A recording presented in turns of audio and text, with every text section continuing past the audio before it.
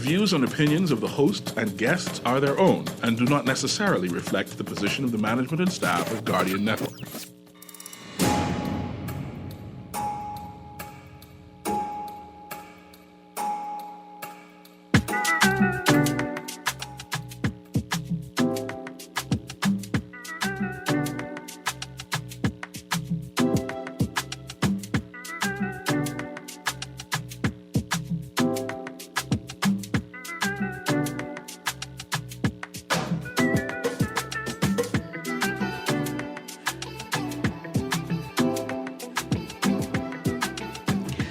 Good morning this morning, and welcome back to Guardian Radio 96.9 FM, your station for fresh news, smart talk all day. It is Monday, the 30th of September, 2024, and you are on the clock with Erin, Greene.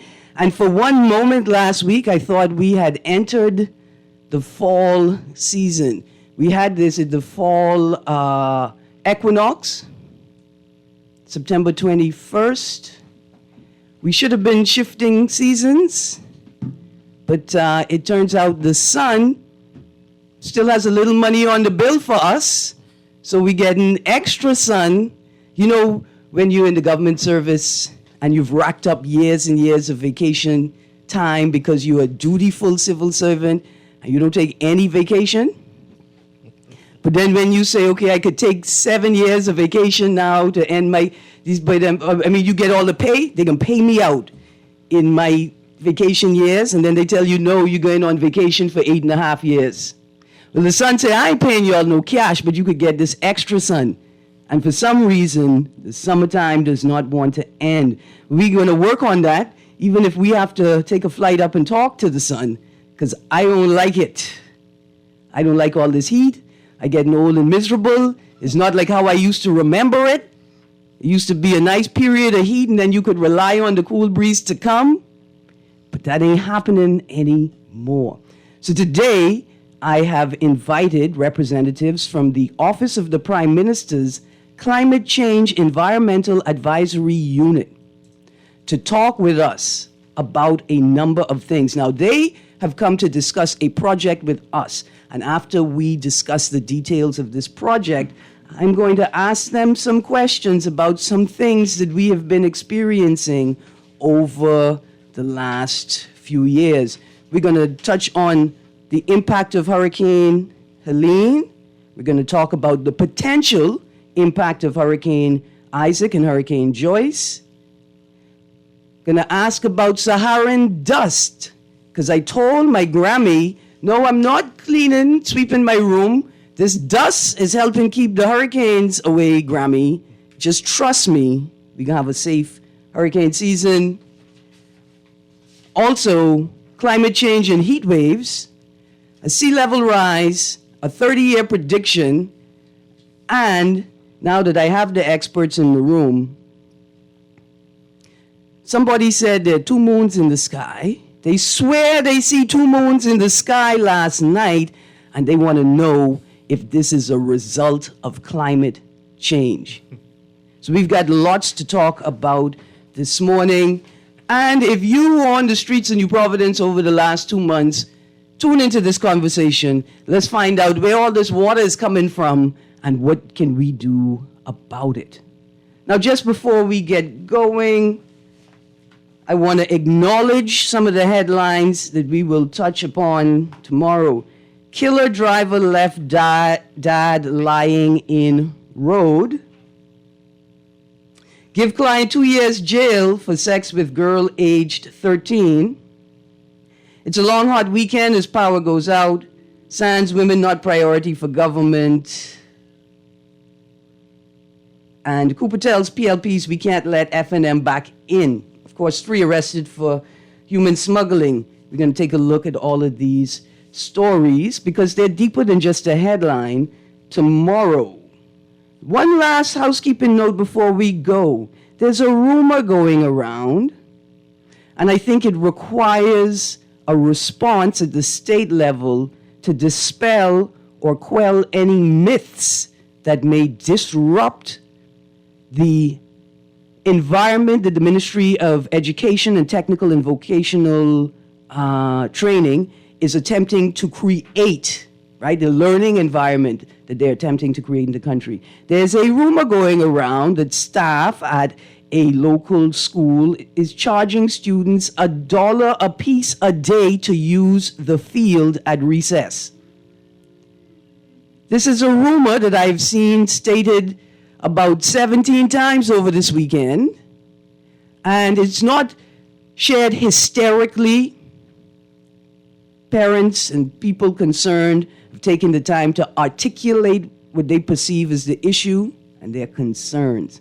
And I think this requires a response. Have staff at local high schools been empowered to charge students a nominal fee to access resources at the school, like a playing field at recess? Anyway, we throw that on the table for tomorrow. I'm hoping somebody could text, confirm or deny, or please share with the responsible individuals at the Ministry of Education, Technical, Vocational Training. All right.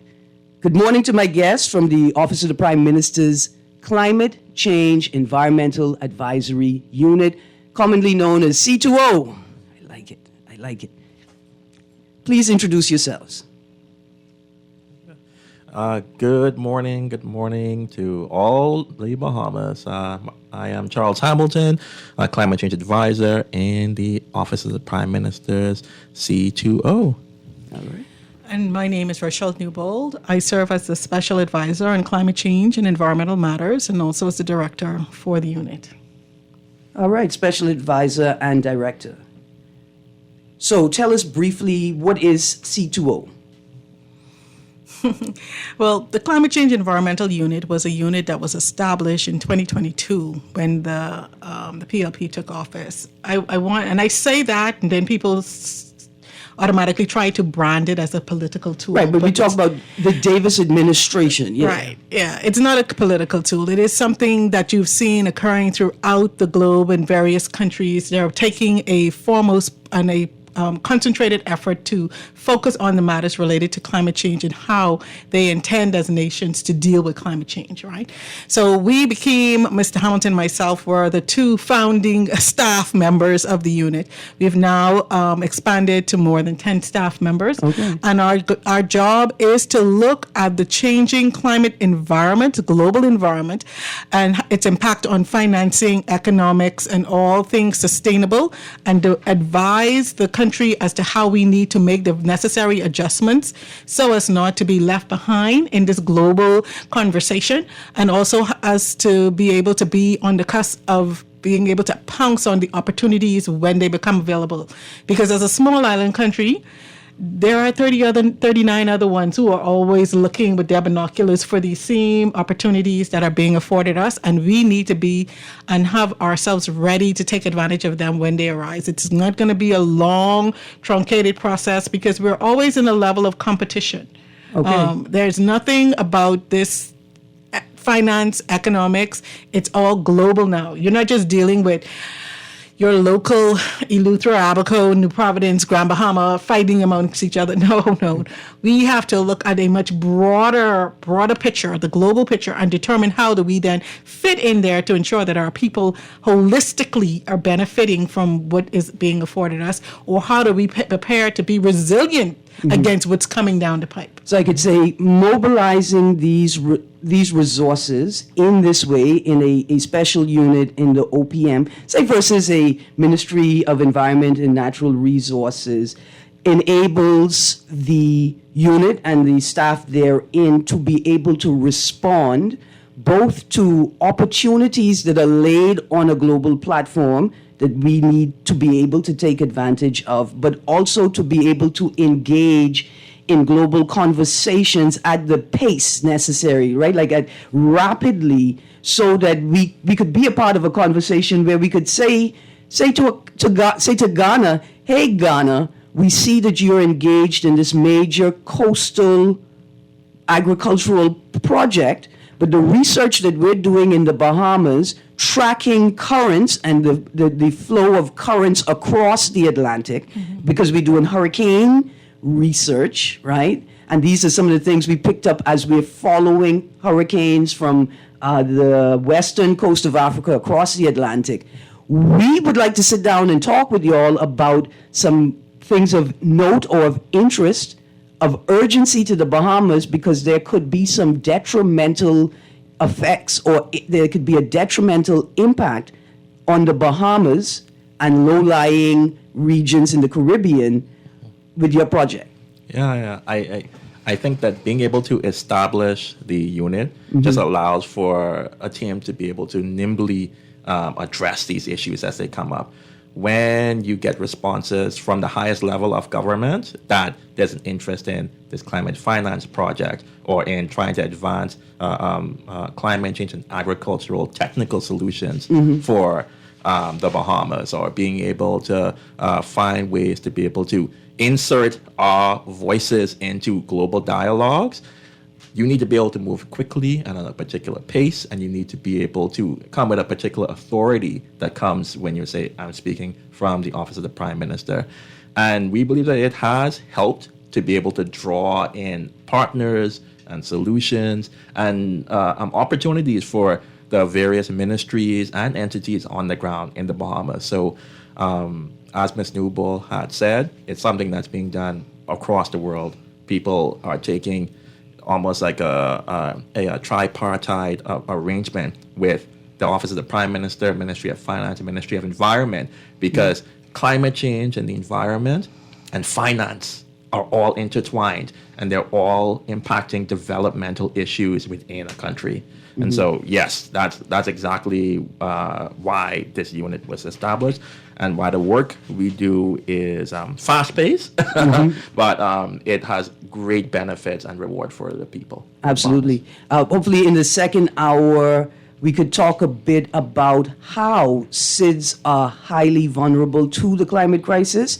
And we could look at the environmental impact, the sort of infrastructural impact, and then the developmental/economic impact, and then, of course, the cultural impact of the climate crisis on small island developing states that are most vulnerable to the climate crisis, and in particular, sea level rise. Absolutely.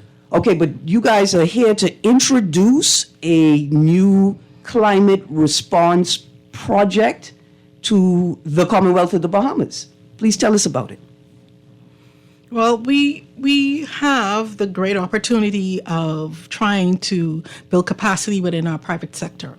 So there's a project which is called IDB Invest, that's being led by IDB, the local office down there on East Bay Street. Everybody passes it, doesn't know exactly what it does, but it does indeed provide a lot of support to the Bahamas in various sectors. So one of the things that they're focusing on is a $500 million project. This project is one that's not exclusive to the Bahamas. It also involves other Caribbean countries, and for instance, this would be, Mr. Hamilton, you want to tell us those ones? Barbados, Belize, the Dominican Republic, Guyana, Jamaica, Suriname, Trinidad and Tobago, and the Bahamas, all in this pot of money to try and advance climate action in our region. So yes, it's a project that was done in collaboration with the IDB and with the Green Climate Fund. And for those who aren't aware, the Green Climate Fund is a financial mechanism of the Paris Agreement, and it was designed to ensure that countries are able to get access to climate finance to address mitigation, so reducing greenhouse gas emissions and adapting to the impacts of climate change. We've really been trying to have a more concerted effort to change how swiftly and how nimbly the Green Climate Fund reacts and provides finances to small island developing states. And you have, for example, Mrs. Newbold, who sits as a board member on the Green Climate Fund. And because of the concerted effort that we've been having, sitting at the forefront and saying that you need to move faster, you need to move more nimbly, the IDB proceeded to develop this regional project, about $500 million, to try and catalyze funding to support net zero climate resilient private sector investments in targeted sectors in small and developing states. For the layperson. Right, because let's say, what does net zero and resilient private sector mean? Let's start with net zero. What does that mean? So, as we always, and you've heard this said over and over again whenever we start to talk about climate change, that the Bahamas contributes less than 0.0001% of the greenhouse gases that's emitted into the atmosphere. Every country has been asked to identify what they are calling a net zero target, a point at which the country is no longer emitting vast amounts of CO2 into the atmosphere, and they're at a zero. And that's a zero emissions level. And that comes through the use of technology, a change in industry standards, and talking about engaging in ways and means that take the CO2 out of the atmosphere by saying using nature-based solutions and moving that into a zero balance so that the global climate temperatures could start to decrease. Okay, now, is it possible to for a country to bring its emissions down to zero? You know how many of us eat beans? Like the ginger ale ain't ginger ale, the beans beaning, right? I don't know how many less beans I could eat to contribute to this vibe. So if we were only to deal with beans and we kept our vegetation intact, photosynthesis would take care of all of that.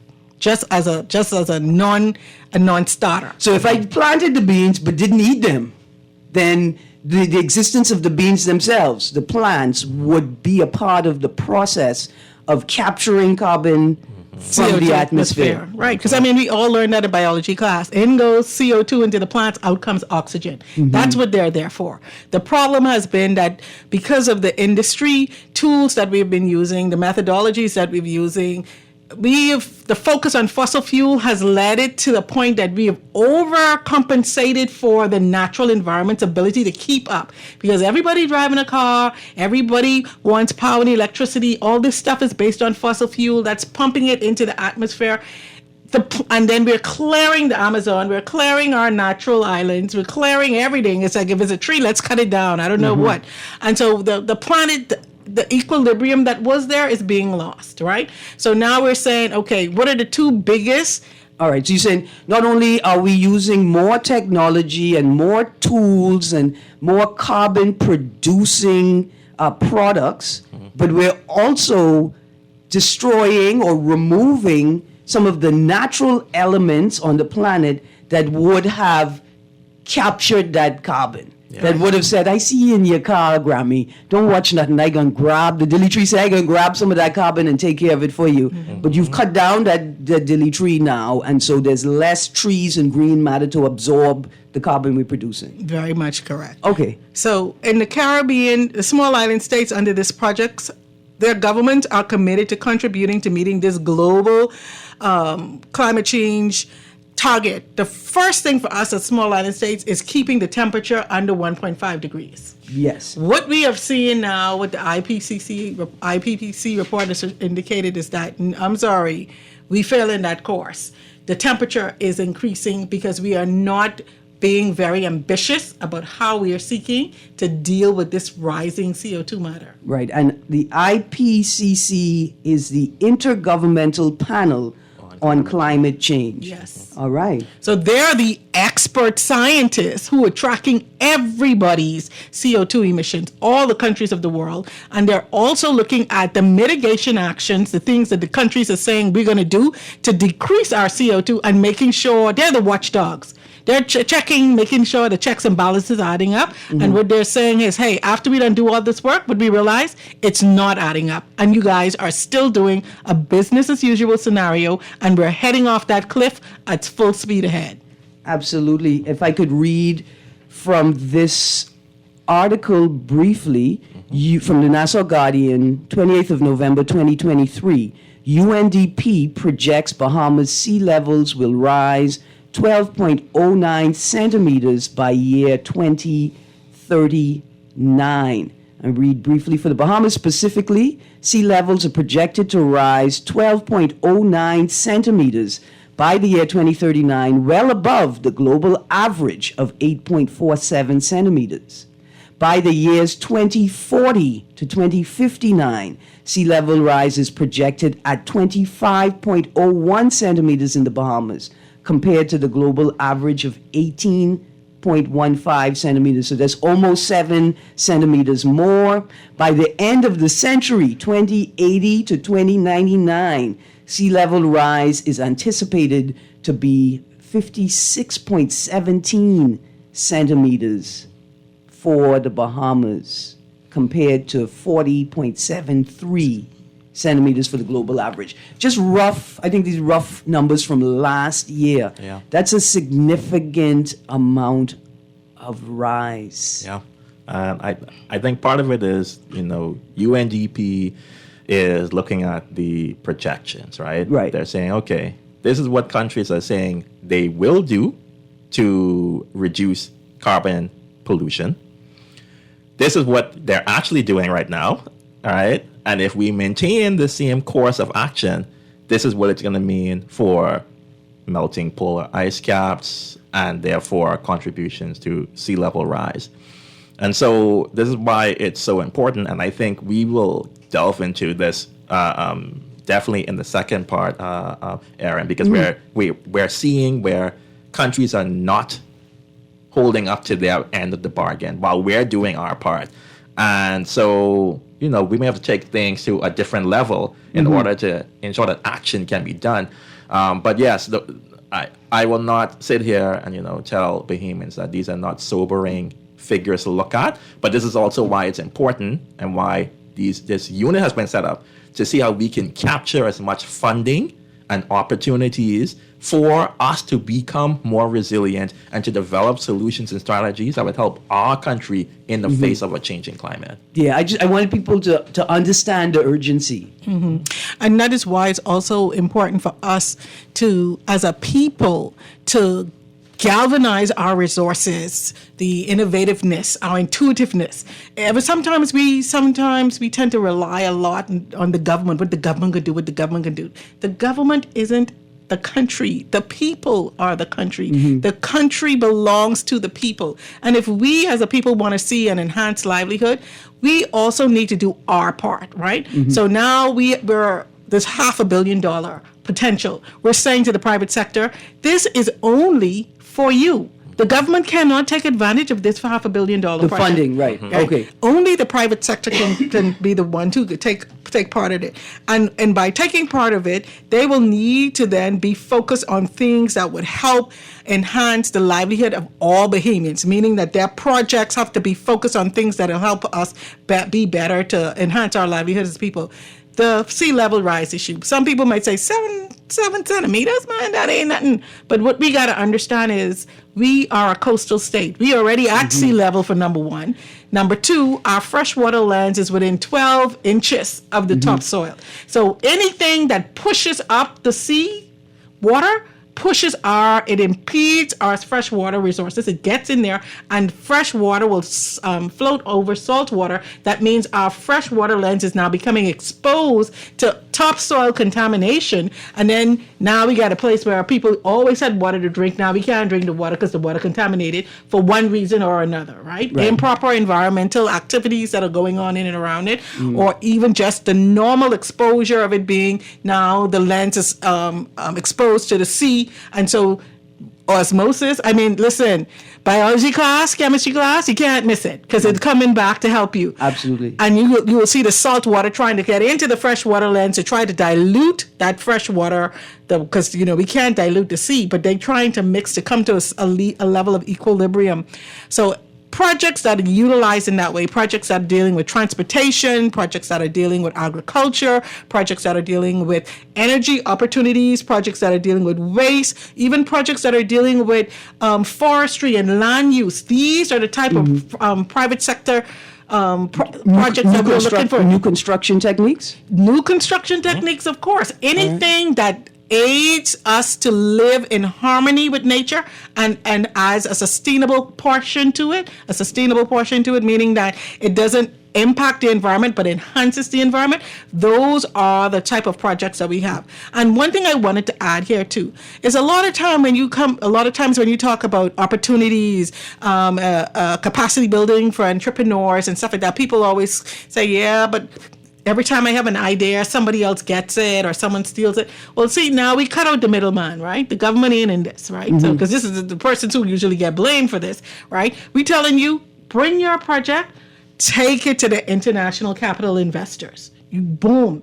And if your project isn't as well developed as it can be to be put on the international market, to be shopped around so you could marry a partner to you, there is also a technical component to help you truly fit all the pieces together and identify where your gaps are so to make your project stronger. As Mr. Hamilton said, we are not the only ones in this part. There are other Caribbean countries that are in this part. And we know that the Bahamas and the people of the Bahamas are just as engineering and entrepreneurial as all of them. And we also have ideas about solutions that can take place that will not only benefit us, but it will benefit them as well. So we're asking the private sector to please make yourself known and put yourself out there so that we can see how we can advance that and start to draw some of those funding opportunities here in country. All right, so let's talk about criteria for participation, and then let's get closer to some more specific ideas that have already been engaged throughout the region or already on the table people are discussing, and then potentially ideas best suited for the Bahamas, the archipelago, the limestone environment. So what types of businesses? Well, I'm sorry, caller, that I missed you. We're going to take calls in the second hour, but feel free to send questions via text now to 422-GR96. That's 422-4796. The text line, as always, powered by BTC. And then for our phone lines, 323-6232, 325-4316, 325-4259, and 242-300-5720 is toll-free, specifically for Family Island residents. I want you to definitely join the conversation. So what types of businesses can participate? The criteria, are we identifying sizes of businesses that can participate, types of businesses that can participate? Can for-purpose NGOs and civil society members participate? So for purpose is that we do raise funds, but the funds are intended to be reinvested in the organization's work. Yeah, based on the project, it has outlined that entities that could be a corporation, or it could be a project developer that is working in the area of agriculture, forestry, using land sustainably, sustainable and resilient infrastructure development, energy, sustainable transport, the blue economy, which we can come back to that, right? Water and waste. It could be a special purpose vehicle. It could be a financial intermediary. It's trying to keep things as broad as possible to ensure that as many efforts that are coming that are privately driven can have access to this funding. Right? And as you know as well, I stated sectors that are so broad, right? Again, because these were seen as broad areas that have been seen as interest in countries' national climate plans. So it's helping the country to achieve its climate action plans, but also helping these entities to grow and expand their services and products. All right. So, so when I hear special purpose vehicle, I'm thinking an architectural firm, a transportation company, and a project manager or urban planner may form a special company because we're going to develop a community. And the aim is to include elements in the community that help, say, water management and waste. So the roads are actually going to be narrower because we're going to have gullies on the side to capture water and drive them to a particular storage point. which means that all the members of this community will use golf carts or smaller motorized vehicles within the community. And we have like an elevated parking lot with solar chargers outside the community. So when you come in, you park your road vehicle, and you transition to a golf cart or an electric bike to transverse the rest of the community. Okay, it sounds like Erin already pitching. No, but I think project that, as well as so well. the businesses can come together to Yes. form another entity They to can. engage the process. It is greatly encouraged, extremely encouraged, that there is a conglomerate of individuals coming together to generate a project idea. Okay. Because this isn't a nickel and dime kind of offering. Yeah. This is big, chunky financial options. You do not want to put forward projects where they will be going through a very rigorous evaluation and review process for $100,000 when we're talking about $500 million. Right. Those projects may end up getting put down to, we'll deal with that later. Let's look at this big $300,000 or whatever, $300 million project here. That right? scopes across 3 territories in the region. Or our multiple islands. And whatever we're proposing must be replicable. That means whatever we do, if you are funded here and it's successful, then these other countries should be able to repeat that based on the fact that you're not doing anything that's endemic to the Bahamas or unique that no one else, this is a proprietary sort of thing that no one else can do this other than you, right? So it's about the Caribbean being able to sustain a livelihood level for all its people in the region, because that 1.5, once we overtop that, not only is the Bahamas gone, but all of our Caribbean neighbors are gone too, because all of us are we're dealing with the same level of issues, right? Yeah. When the hurricane comes, we just, Beryl went sideways, right? So, and she topped everybody as she went. If she had taken a northerly turn, she would have taken all of us out. Right? And this is one of the concerns that we have, that there may be a time when you have a hurricane that does just that, and we won't be able to lend each other a hand because all of us will be in the same boat. Right, we've all been hit by the same storm. Right. So under this project, the only criteria is you cannot be government. That's the only criteria. You cannot Now, be government. I got a specific question specific to the program. Politically exposed people. Pets.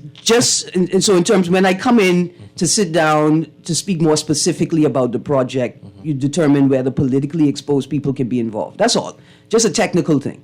So I think for us, Erin, we wanted to be able to have this conversation to let people know about this project, and we're planning to invite the IDB on with us so that we can get into some of the More technical parts. specifics of No it, problem. right? No problem.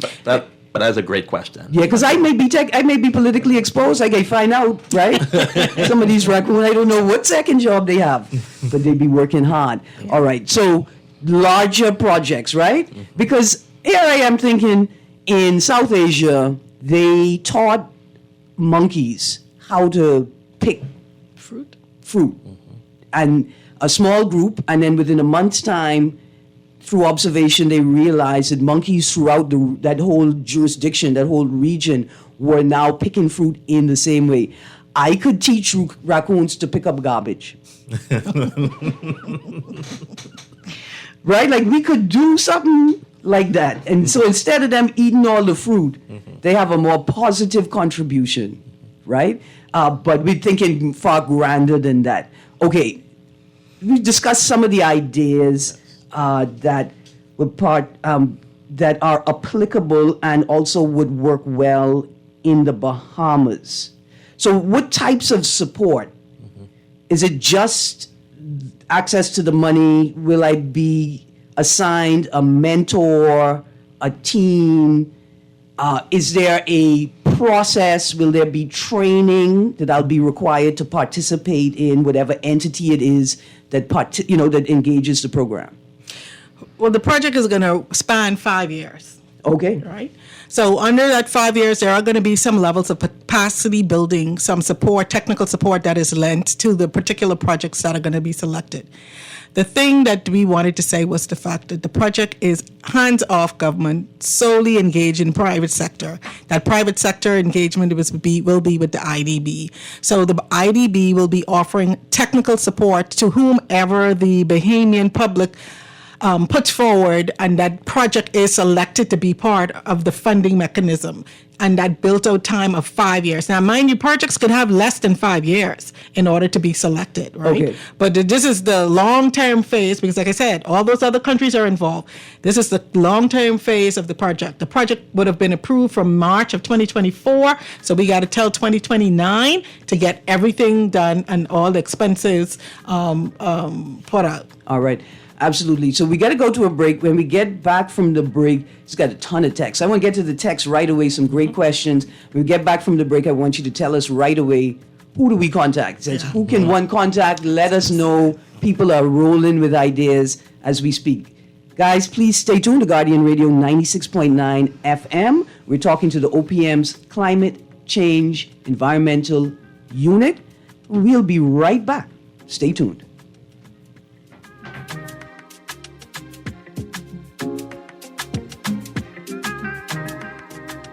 The Grand Bahama News is available every Tuesday in the Nassau Guardian. You can buy your local paper at Freeport Convenience Stores, Western Bakery, De Gregory's Fine Foods, and Bellevue Gifts. Now is the time to reach your Grand Bahama market with affordable packages, including print and digital. Call GB News sales representative Kavandre at 822-6717 or message him on WhatsApp for ad rates. Classified ads are now available every Tuesday as well. Keep up with everything Grand Bahamian every Tuesday in the Nassau Guardian. When you jump in your Japanese import and you turn the radio on, all you hear is... For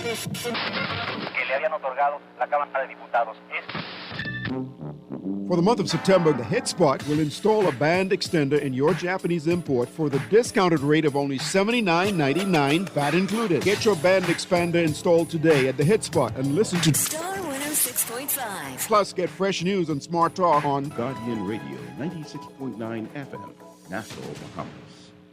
For fast, reliable, and impactful printing services, look no further. Let Printmasters bring your masterpiece to life. We stand by our quality products that is second to none. Our affordable pricing and friendly, efficient staff makes Printmasters the ultimate choice for all your printing needs. We can deliver any type of printing services, from banners to booklets to business cards. You name it, we can print it.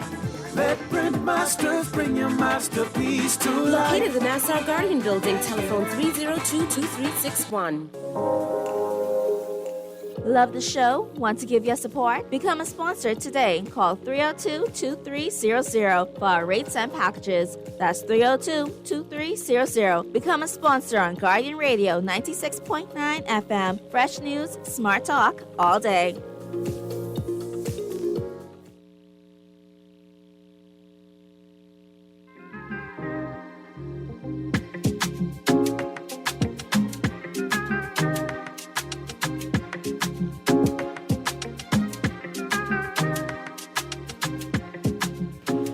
Good morning and welcome back to On the Clock with Erin, Greene. We have representatives from the OPM's Climate Change Environmental Unit in with us. Caller, I'm coming to you in a second, but let us get the contact information out right now. How do we contact the advisory unit? So as it relates to this project, right, the first thing we want to let everybody know that it is being run through the IDB country office, and the number for that office is 396-7800. Now, as a government entity whose interest is to ensure that its people are engaged in the manner in which an agreement is states out, we are also wanting to make sure that we're making those connections, right? So we would tell persons, well, if you've reached out to the IDB, please email us at cceau@bahamas.gov.bs, and our phone number is 702-5500. So that way we can ensure that everybody who we're thinking should be involved in this discussion is actually being involved, and we can compare notes with the IDB. And I also want to point out that this is only the first in what we hope to be a series of interaction, because we were not able to get our IDB partner here for this program, but we definitely will be coming back again, and therefore with them in play, we'll be able to have a much more comprehensive and answering some of the questions that you've pointed out before. Absolutely. Okay, let's go to the phone line. Good morning, caller.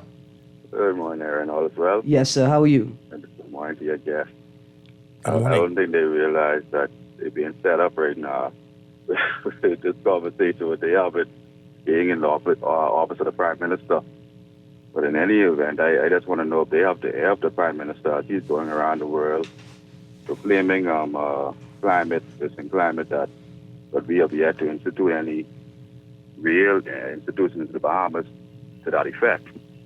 I would like to know how would you respond to that statement, and if there anything going on to correct these issues, because we going around, our head of state going around talking about these issues, but we are not correcting our own issues in the Bahamas. All right, so I'll sit and listen. if I could attempt to reframe the question. Thank you very much, caller. Outside of the establishment of the Climate Change Environmental Advisory Unit, has the government implemented or established any other entities or agencies to work with and collaborate with the unit? Is there any space where we can see the expansion or the policy projection for this space so we can identify entities on stream? And is what appears to be a lack of fervent action on the ground an indicator that nothing is happening, right? Or is the Prime Minister doing his part by trying to create an environment where people see the obligation to earmark and invest or divert funds to the Caribbean climate change movement? So when you started this conversation, I was very clear. I said, I know a lot of people are going to say, well, we ain't doing nothing, or when I come up with an idea, someone steals it. So here is one option, one example of what we're doing.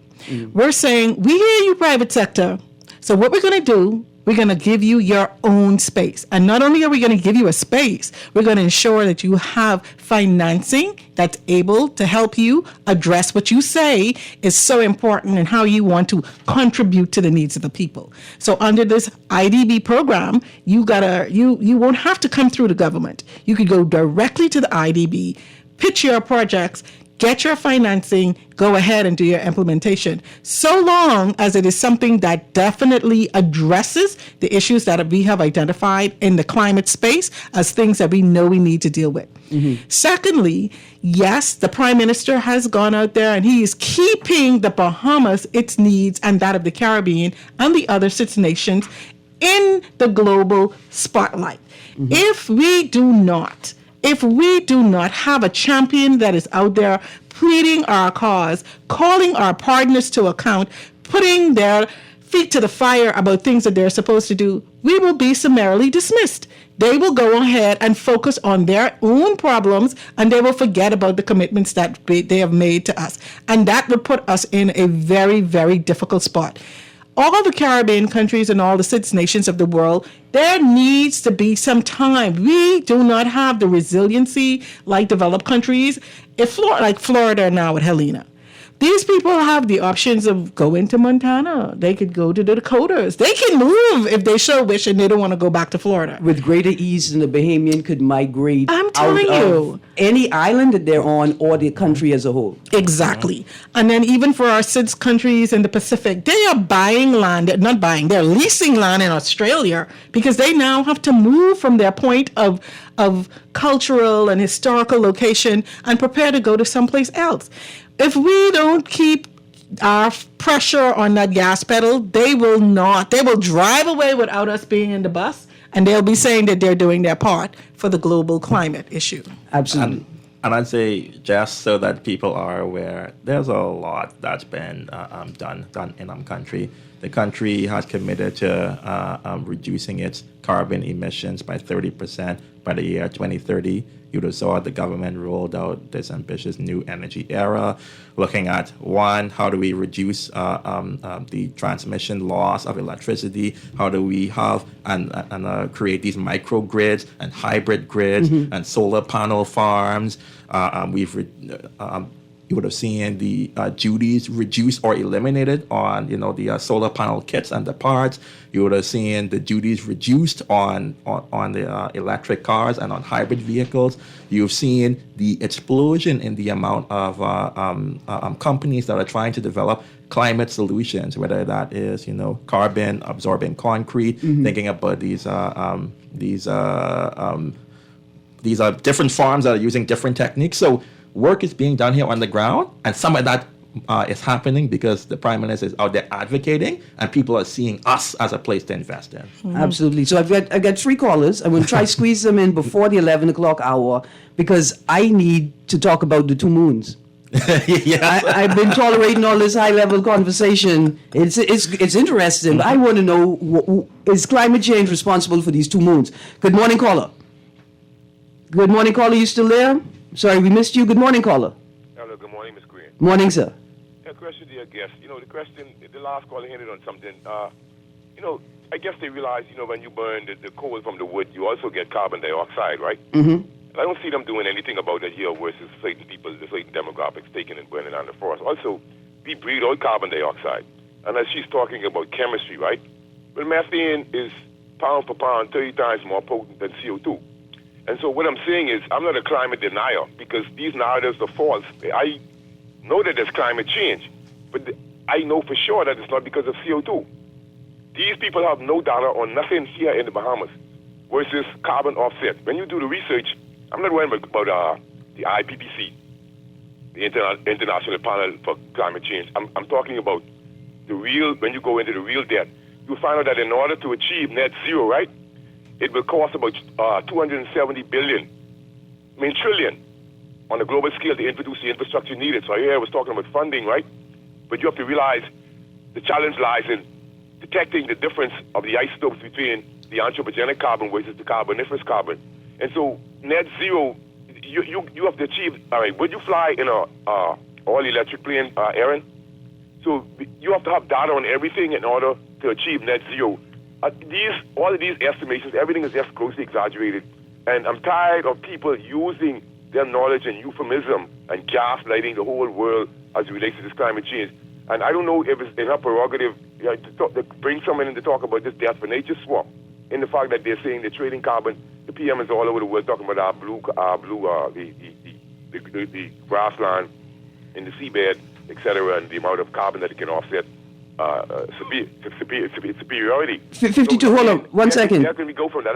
It's all a farce. But, okay, 52. The climate is changing, but you're not mentioning God and orbital deviances and other scenarios. You're just talking about climate change, and CO2 is the source of all life. Okay, 52. I want to ask you a question. You guys have to come and have a real intellectual, deductive conversations about these things, man. 52. It doesn't look right, because I know climate is changing. Can you please read the Cambrian period in the next session? On the CNOE, we just Google the Cambrian period. Okay, but 52, I wanted to ask you a question. I wanted you to repeat the distinction between the 2 types of carbon, right? Anthropogenic and the other type of carbon.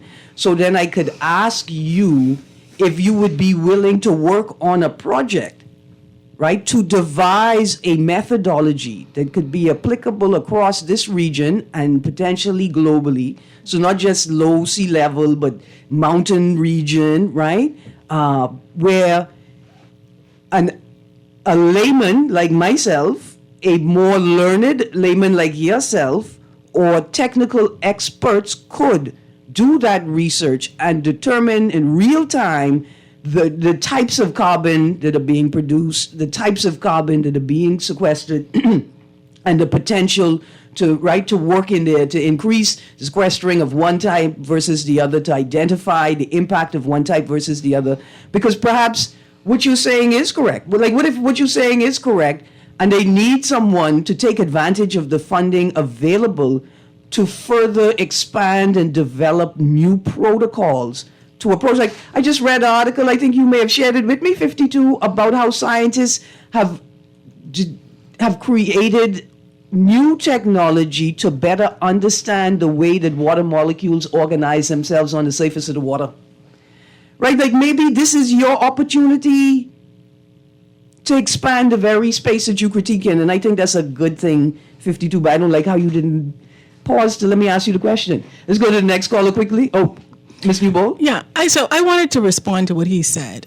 There is no doubt. Nobody is trying to gaslight the public. Methane is more highly a greenhouse gas than CO2. The issue, however, is under the agreement, the global agreement with the Paris Agreement, all the countries agreed to focus on the reduction of CO2. And because the issue was everybody was using hydrocarbon fuels. And hydrocarbon fuels in the chemistry breaks down to CO2 and water. And we all agree that because even from the 1960s, we saw that this emissions of CO2 just from the use of hydrocarbons was going to have an impact on our global temperatures. Mm-hmm. And so we all said, okay, let's all get together, let's reduce this, let's change the technology that we're using from combustion engines or anything that uses fossil fuels to something else. We do not have a global agreement on methane.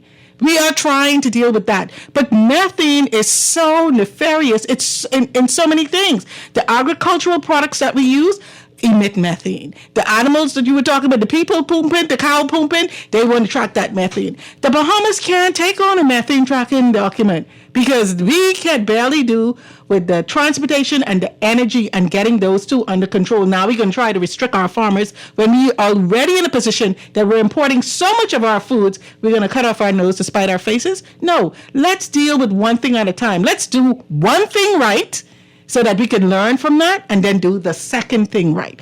That is our position, and that's what we're asking the world. If the world would just decrease its CO2 emissions, we will see a drop in global temperatures. And when we start to see that global temperature dropping and the new technology being in place, and everybody acknowledges that the airline industry will be probably one of the last things that we look at because they're not technologically capable of putting something in play that would replace the use of carbon fuels. But even the fuel that the airline uses is much better, much cleaner than the ones that we say put in the buses or the cars. Why we can't put it in the, anyway, we at the end of this 10 o'clock hour is about to ask you why I can't put that inside my car.